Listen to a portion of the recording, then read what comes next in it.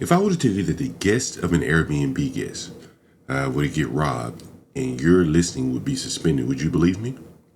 Well, here's a case coming out of Florida where a University of Miami football player was attending a party, probably an unlicensed, unsanctioned party, at an Airbnb.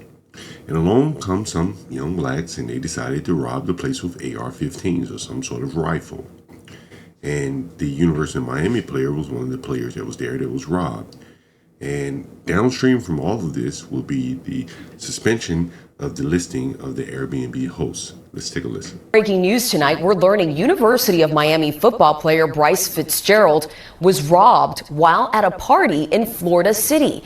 According to Florida City Police, the party was held at an Airbnb when multiple subjects entered it and they had assault rifles and robbed him of jewelry. Fitzgerald was neither the host of the party or the renter of the Airbnb.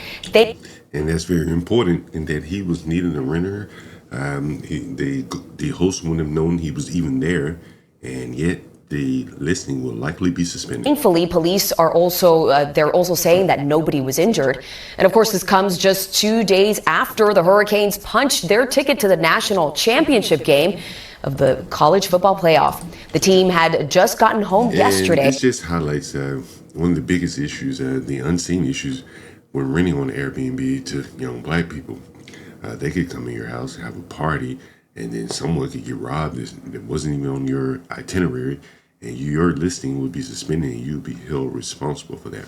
Once again, I am John Goff, the urban landlord, and I've experienced situations like this where a tenant gets robbed on your property because he's having some unsanctioned activities that you're not aware of, and yet you suffer the consequences nonetheless. Once again, thank you for joining. Make sure you hit the like, share, and subscribe.